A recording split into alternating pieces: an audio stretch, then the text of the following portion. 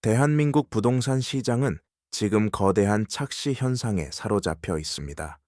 연일 뉴스를 장식하는 서울 강남과 주요 핵심지의 신고가, 갱신 소식, 그리고 반등하는 거래량 데이터는 마치 시장 전체가 다시금 뜨거운 상승장에 진입한 것과 같은 환상을 심어줍니다. 사람들은 조급해집니다. 지금이라도 사야 하는 것 아닌가 라는 공포가 다시금 엄습합니다. 하지만 이 화려한 불꽃놀이의 바로 건너편, 수도권의 수많은 아파트 단지에는 무겁고 차가운 정적만이 흐르고 있습니다. 누군가는 4년 전 최고가 대비 30%가 넘게 폭락한 자산 가치를 멍하니 바라보며 매일 밤 잠을 설치고 있습니다. 대출 이자는 여전히 높은데 집값은 오히려 뒷걸음질 치는 이 기이한 현상. 이것은 단순한 조정장이 아닙니다. 우리가 알던 부동산 불패 신화의 공식이 완전히 깨져버린 구조적 재편의 서막입니다. 2021년 우리는 부동산 광풍의 정점을 목격했습니다. 당시 영끌이라 불리는 패닉 바잉의 행렬에 동참했던 수많은 사람들은 믿었습니다. 자산 가격은 우상향할 것이고 화폐 가치는 떨어질 것이라는 자본주의의 절대 명제를 말입니다. 특히 서울의 규제를 피해 경기도의 비규제 지역으로 눈을 돌렸던 실수요자들의 믿음은 더욱 확고했습니다. 일산, 김포, 부천. 이른바 수도권 서부 벨트는 서울 접근성과 상대적으로 저렴한 가격, 그리고 교통 호재라는 희망을 품고 많은 이들의 보금자리가 되었습니다. 그러나 2025년 현재 그 믿음은 참혹한 배신으로 돌아왔습니다. 서울 핵심지가 전고점을 회복하고 더 높이 비상할 때 왜 이들 지역은 4년 전 가격보다 더 깊은 수렁으로 빠져들고 있는 것일까요? 우리는 흔히 부동산은 입지다라고 말합니다. 하지만 지금 벌어지고 있는 일은 단순한 입지의 차이를 넘어선 자산의 질적 분리 현상입니다. 지난 상승장에서 모든 배가 물 들어올 때 함께 떠올랐다면 지금은 물이 빠지면서 진짜 가치를 지닌 배와 그렇지 못한 배가 잔인하게 구분되고 있습니다. 특히 수도권 외곽 지역에서 나타나는 하락세는 일시적인 수급 불균형의 문제가 아닙니다. 일산동의 30년 된 아파트가 최고가 대비 30% 하락한 채 거래조차 실종된 현실, 김포의 신축급 아파트가 4년 전 가격에서 40%나 주저앉은 상황은 우리에게 아주 불길한 시그널을 보내고 있습니다. 이것은 대한민국 부동산 시장이 일본식 장기 침체의 초입에 들어선 것은 아닌지, 혹은 자산 양극화가 돌이킬 수 없는 임계점을 넘은 것은 아닌지 묻고 있는 것입니다. 오늘 우리는 화려한 강남의 불빛에 가려진 수도권 외곽의 차가운 현실을 직시하려 합니다. 4년을 버텼지만 결국 내 집값만 오르지 않은, 아니 오히려 추락하고 있는 이 잔인한 현실의 원인을 파헤칠 것입니다. 이것은 단순히 일산이나 김포, 부천에 사는 사람들만의 이야기가 아닙니다. 대한민국의 중산층이 붕괴되고 자산 계급이 영구적으로 고착화되는 과정에 대한 기록입니다. 금리와 정책, 그리고 인구 구조와 신도시 공급이라는 거대한 톱니바퀴가 어떻게 맞물려 누군가의 자산을 가루로 만들고 있는지, 그 냉혹한 경제의 이면을 지금부터 하나씩 짚어보겠습니다. 준비되셨습니까? 이제 당신의 자산을 위협하는 진짜 공포와 마주할 시간입니다. 수도권 서부 지역의 하락세는 단순한 수치 이상의 의미를 내포하고 있습니다. 과거 정부는 서울과 수도권 주요 지역을 규제 지역으로 묶으며 집값을 잡으려 했고, 시장은 이에 대한 반작용으로 일산, 김포, 부천 등 비규제 지역으로 유동성을 쏠리게 하는 이른바 풍선 효과를 만들어냈습니다. 하지만 지금 그 풍선은 바람이 빠지다 못해 터지기 일보 직전입니다. 규제가 풀리고 시장이 정상화되면 비규제 지역이던 이곳들도 키 맞추기를 하며 오를 것이라 기대했던 투자자들과 실거주자들의 희망은 산산조각 났습니다. 시장에는 이제 기대감 대신 실망 매물이 쏟아지고 있습니다. 이제는 오르겠지 하며 버티던 집주인들이 더 이상 버티지 못하고 호가를 낮추기 시작한 것입니다. 이는 하락세가 구조적으로 고착화되고 있음을 알리는 가장 위험한 신호입니다. 일산동 후곡마을 동선 아파트를 보십시오.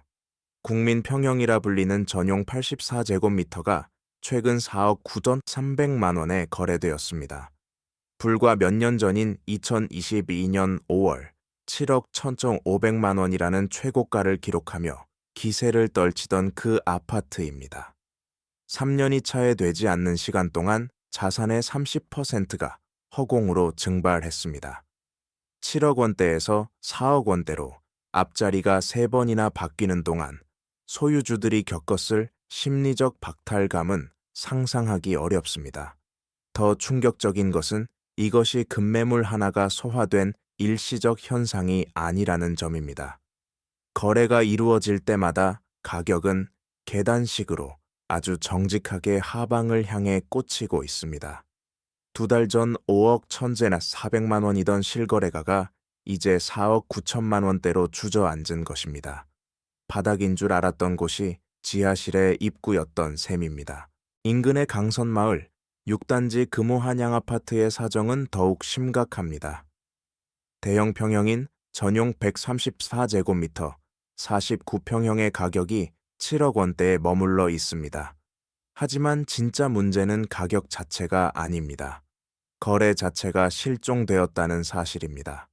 팔고 싶어도 사줄 사람이 없는 유동성 함정에 빠진 것입니다. 일산의 신흥 부촌으로 불리며 가격 방어가 될 것이라 믿었던 킨텍스역 주변 신축 아파트들조차 안전지대가 아닙니다. GTX 호재를 품고 천정부지로 치솟던 이곳마저 최고가 대비 20% 이상 하락한 상태에서 횡보하고 있습니다. 신축과 구축, 대형과 소형을 가리지 않고 지역 전체가 침몰하고 있다는 사실은 이 하락장이 단순한 조정이 아닌 지역 경제 펀더멘털의 붕괴에서 비롯되었음을 시사합니다. 우리가 주목해야 할 것은 가격의 하락폭이 아니라 매수세가 완전히 끊겨버린 시장의 정적 그 자체입니다. 왜 이런 일이 벌어지고 있는 걸까요? 부동산 시장에는 오버슈팅, 오버슈팅이라는 개념이 있습니다. 자산 가격이 펀더멘털보다 과도하게 오르는 현상을 말하죠. 하지만 지금 수도권 외곽 지역에서 벌어지는 현상은 오버슈팅의 반작용, 즉 언더슈팅, 안더슈팅으로 설명하기엔 부족함이 있습니다.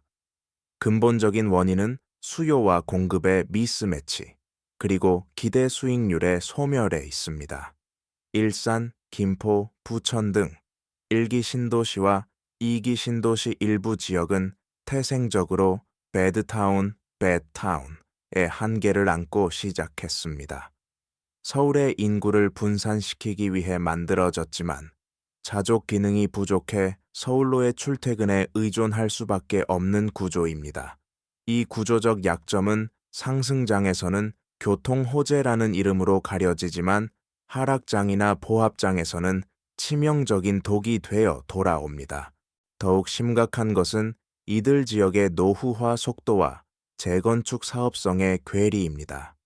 일산의 아파트들은 대부분 30년 차를 넘기며 재건축 연한을 채웠습니다. 과거 같으면 재건축이라는 단어 하나만으로도 집값이 들썩였을 것입니다. 하지만 지금은 다릅니다. 원자재 가격 상승과 인건비 폭등으로 건축비가 급등하면서 사업성이 나오지 않는 재건축은 축복이 아닌 재앙이 되었습니다. 일산의 용적률과 대지 지분으로는 일반 분양 물량을 충분히 뽑아내기 어렵고 결국 조합원들이 억대의 분담금을 짊어져야 합니다. 집값은 떨어지는데 수억 원의 분담금을 낼 여력이 있는 주민이 얼마나 될까요? 살기는 참 좋은데 미래 가치가 없다는 자주 섞인 목소리가 나오는 이유입니다. 재건축 선도지구로 선정된 강촌, 백송, 후곡마을이 속도를 낸다고 하지만 본질적으로 집값이 뒷받침되지 않으면 사업 진행은 요원할 수밖에 없습니다. 김포의 상황은 또 다른 차원의 절망을 보여줍니다. 김포 한강 신도시의 대장주라 불리는 걸포동 오스타파라곤 2단지 전용 120제곱미터 45평형의 가격 흐름을 보십시오. 2021년 9억 1천만 원을 기록했던 이 아파트는 현재 5억 원 후반대에 거래되고 있습니다. 무려 40%의 폭락입니다. 서울과 맞닿아 있고 신축급 아파트가 즐비한데도 왜 이런 가격 붕괴가 일어나는 걸까요? 바로 교통지옥이라는 낙인 때문입니다. 김포 골드라인의 악명 높은 혼잡도는 단순한 불편함을 넘어 지역 가치를 깎아먹는 핵심 요인이 되었습니다. 수요자들은 학습했습니다. 집이 아무리 좋아도 출퇴근이 지옥이라면 살 수 없다는 것을 말입니다. 교통 인프라가 집값의 상단을 꽉 누르고 있는 형국입니다. 여기에 더해 부천 역시 서울 생활권임에도 불구하고 힐스테이트 중동, 리첸시아 등 랜드마크 아파트들마저 맥을 못 추고 있습니다. 이는 수도권 외곽 전체가 성장의 한계에 부딪혔음을 의미합니다. 이 현상을 단순히 한국만의 특수한 상황으로 치부해서는 안 됩니다. 시야를 조금만 넓혀보면 우리는 이미 가까운 이웃나라 일본에서 소름 끼칠 정도로 유사한 선례를 목격했습니다. 1990년대 초반 일본의 거품 경제가 붕괴될 때 가장 먼저 그리고 가장 처참하게 무너진 곳은 도쿄의 핵심지가 아니었습니다. 바로 도쿄 외곽의 신도시들, 이른바 배드타운이었습니다. 일본의 다마 뉴타운을 기억하십니까? 1970년대 고도 성장기 도쿄로 몰려드는 인구를 수용하기 위해 만들어진 꿈의 도시였습니다. 당시 다마 뉴타운 입주권 당첨은 곧 중산층 진입의 보증수표였고 경쟁률은 수십 대 1을 기록했습니다. 지금의 일산이나 분당이 누렸던 영광과 놀라울 정도로 닮아 있습니다. 하지만 버블 붕괴 후 30년이 지난 지금 다마 뉴타운은 어떻게 변했을까요? 노인들의 도시, 유령 도시라는 오명을 쓰고 있습니다. 도쿄 도심의 집값이 전고점을 회복하고 다시 상승하는 동안 다마 뉴타운의 집값은 최고점 대비 5분의 1 토막이 났습니다. 이유는 명확했습니다. 인구가 줄고 고령화가 진행되자 사람들은 병원과 직장이 가까운 도심으로 회귀하는 도심 회귀 현상, Back to the City를 선택했습니다. 굳이 긴 출퇴근 시간을 감내하며 외곽에 살 이유가 사라진 것입니다. 일본 부동산 시장의 양극화는 도쿄 23구와 그 외 지역으로 잔인하게 나뉘었습니다. 지금 한국의 수도권 시장에서 벌어지는 서울 상급지와 경기도 구축의 디커플링, 탈동조화 현상은 일본이 20년 전에 겪었던 길을 그대로 답습하고 있는 셈입니다. 더욱 우려스러운 점은 한국의 하락 속도가 일본보다 훨씬 빠를 수 있다는 것입니다. 일본은 버블 붕괴 이후 신규 주택 공급을 조절했지만 한국은 지금 인구가 감소하는 시점에 3기 신도시라는 대규모 공급 폭탄을 투하하고 있습니다.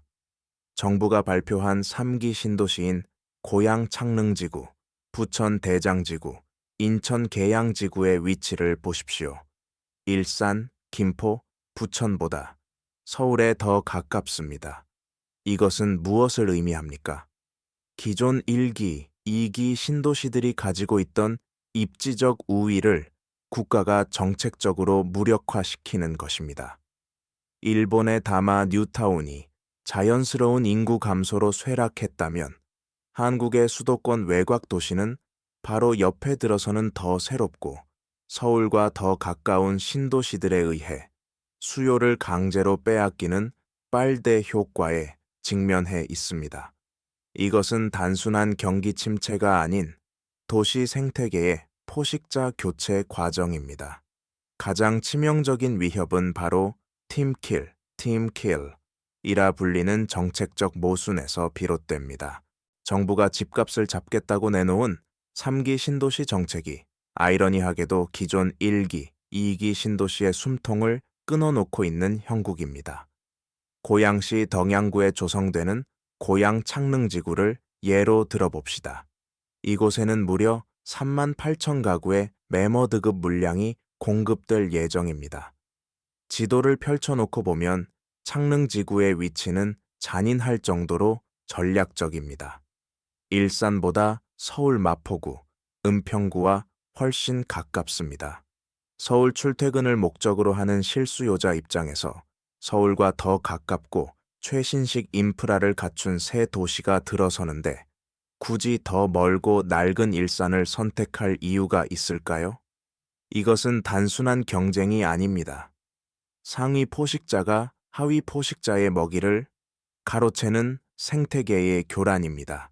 부천의 상황도 마찬가지입니다. 바로 옆 동네 부천 대장지구와 인천 계양지구가 들어섭니다. 이들 3기 신도시는 서울 접근성이라는 가장 강력한 무기를 장착하고 있습니다. 기존 부천 중동, 상동의 구축 아파트들이 가졌던 입지적 매력은 신도시의 등장과 함께 급격히 퇴색될 수밖에 없습니다. 부동산 시장에는 신축 효과라는 것이 있습니다. 같은 입지라면 신축이 구축보다 비싼 것은 당연하지만 입지가 더 좋은 곳에 신축이 대량으로 공급된다면 구축의 가격은 하방 압력을 견디지 못하고 무너져 내립니다. 지금 일산, 부천, 김포가 겪고 있는 하락세는 단순한 금리 인상의 여파가 아닙니다. 앞으로 더 좋은 물건이 더 좋은 자리에 쏟아질 것이라는 공급 과잉의 공포가 선반영되고 있는 것입니다. 이는 집값 하락이 일시적 현상이 아니라 장기적인 추세로 굳어질 수 있음을 시사하는 매우 엄중한 경고입니다. 도시의 쇠락을 가장 먼저 알리는 신호는 주택 가격이 아니라 상권에서 감지됩니다.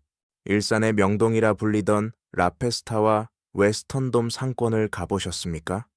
한때 젊은이들로 발 디딜 틈 없었던 그 화려한 거리는 이제 임대 문의가 붙은 빈 점포들로 을씨년스럽기까지 합니다. 상권의 공실률 급증은 지역 경제가 활력을 잃어가고 있음을 보여주는 선행 지표입니다. 소비력이 왕성한 젊은 층은 서울이나 신규 택지로 빠져나가고 그 자리를 은퇴한 고령층이 채우고 있습니다. 도시가 늙어가고 있다는 뜻입니다. 주택이 단순한 거주 공간을 넘어 자산으로서 가치를 유지하려면 그 도시가 생산과 소비가 활발한 살아있는 유기체여야 합니다. 하지만 상권이 무너지고 배드타운화가 가속화되는 도시에서 부동산 가격의 우상향을 기대하는 것은 어불성설입니다. 사람들이 떠나는 도시에 남는 것은 슬럼화의 그림자뿐입니다. 일산뿐만이 아닙니다.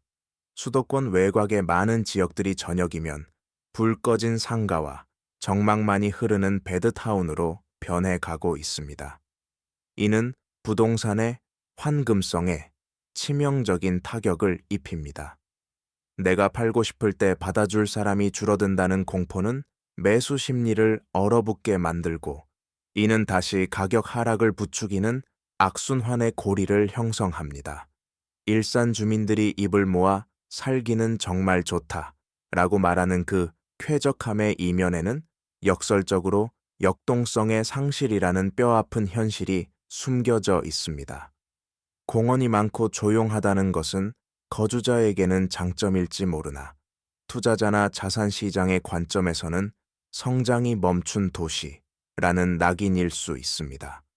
우리는 지금 쾌적한 주거 환경과 하락하는 자산 가치 사이의 괴리 속에서 혼란스러워하는 일기 신도시 주민들의 깊은 한숨을 목격하고 있습니다. 김포의 사례는 잘못된 도시 계획이 시민들의 삶을 어떻게 파괴하는지 보여주는 가장 극단적인 교과서입니다.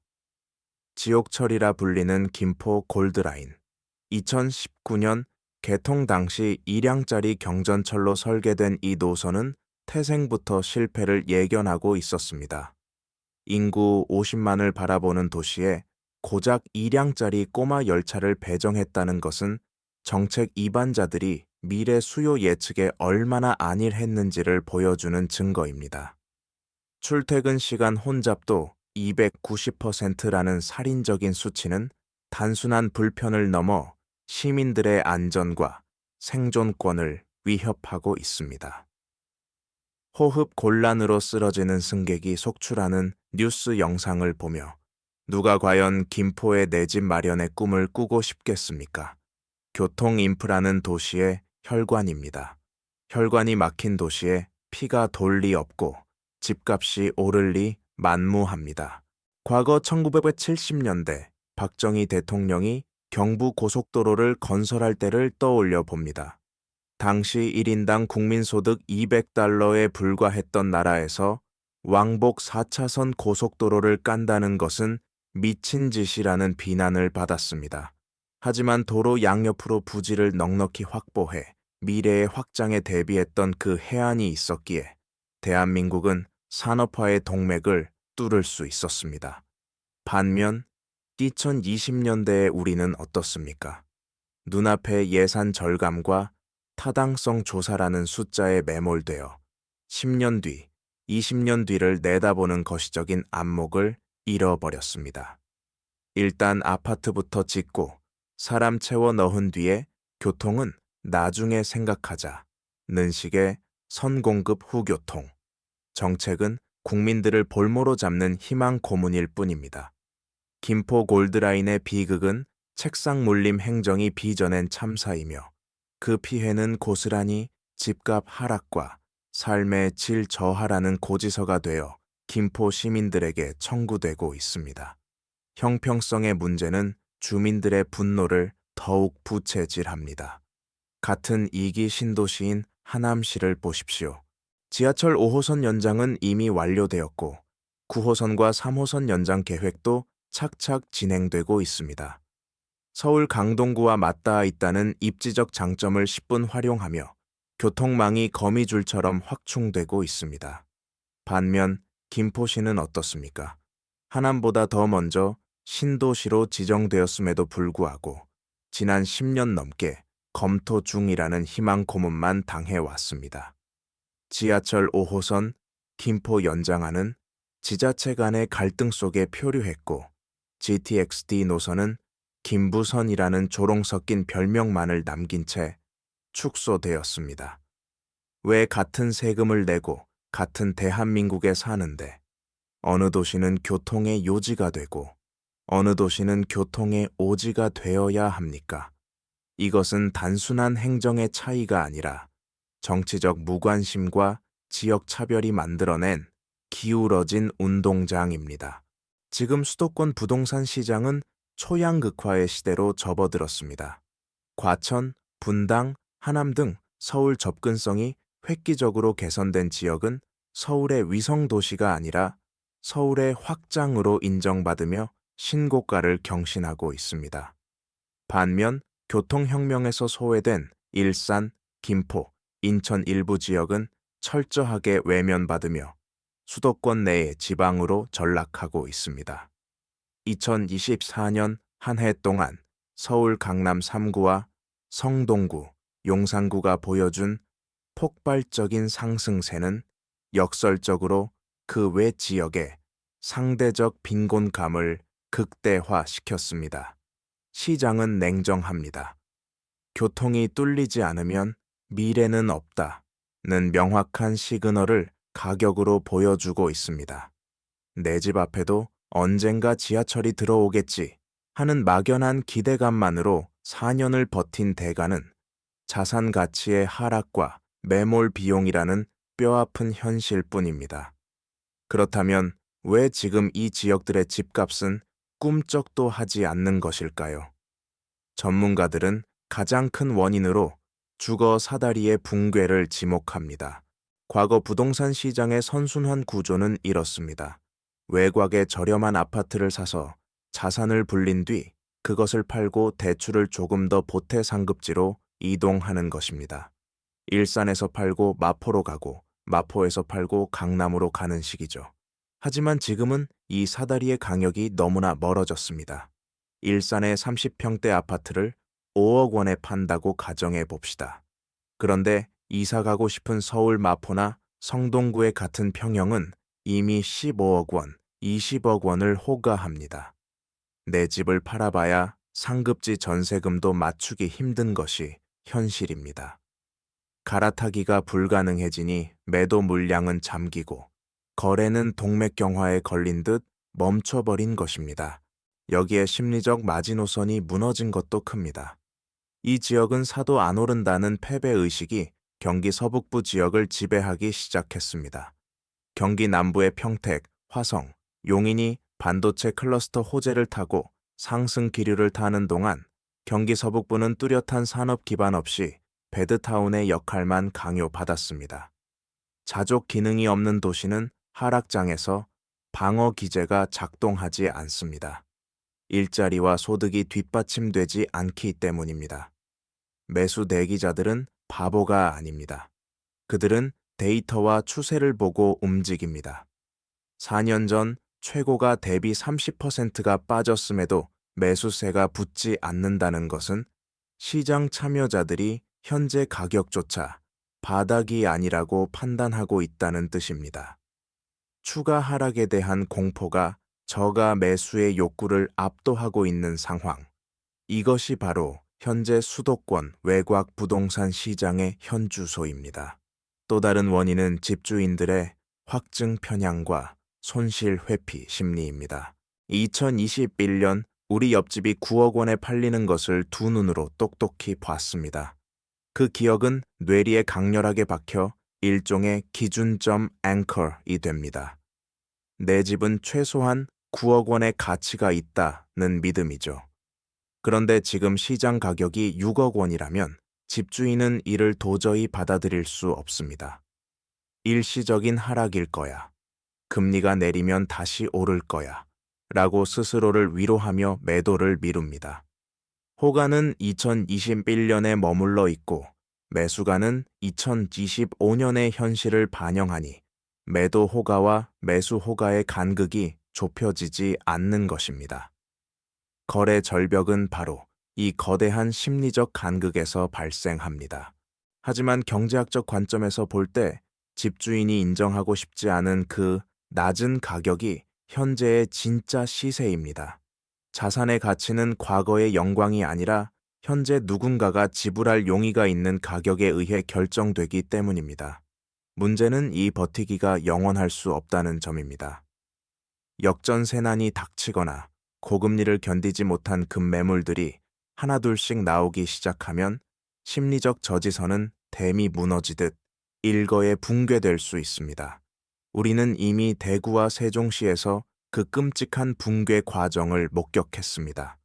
끝까지 인정하고 싶지 않았던 하락세가 현실이 되는 순간 공포 투매, 패닉 셀링가 발생하며 가격은 걷잡을 수 없이 추락합니다. 일산과 김포, 부천의 많은 집주인들이 지금 그 임계점 위에 위태롭게 서 있습니다. 4년을 버텼지만 앞으로 다가올 시간은 더 혹독한 인내를 요구할지도 모릅니다. 이 모든 불안 요소의 정점에는 바로 3기 신도시라는 거대한 해일이 기다리고 있습니다. 이것은 단순한 공급 물량 증가의 문제가 아닙니다. 입지의 역전이라는 구조적 재앙입니다. 정부는 서울 집값을 잡기 위해 서울 경계선 바로 옆에 고양 창릉, 부천 대장, 인천 계양이라는 3기 신도시를 배치했습니다. 지도를 펴놓고 냉정하게 보십시오. 서울 3기 신도시, 1기 신도시, 일산, 중동 순서로 배열되어 있습니다.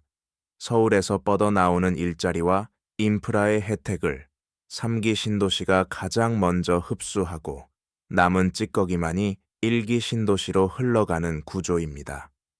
3기 신도시가 완공되어 입주를 시작하면 서울 출퇴근 수요는 당연히 더 가깝고 더 새 것인 3기 신도시로 쏠릴 수밖에 없습니다. 일산과 김포의 구축 아파트들은 샌드위치 신세가 되었습니다. 위로는 서울의 벽에 막히고 아래로는 3기 신도시라는 강력한 경쟁자에게 치이는 형국입니다. 이것은 1기 신도시의 슬럼화를 가속화하는 기폭제가 될 것입니다.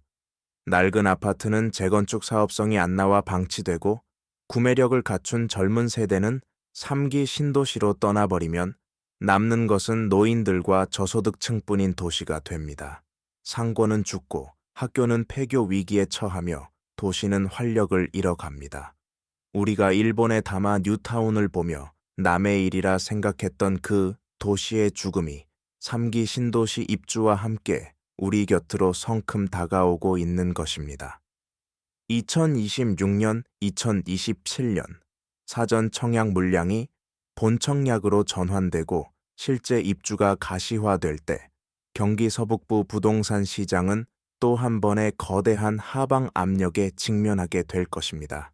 이것이 우리가 마주해야 할 불편하지만 명백한 미래입니다.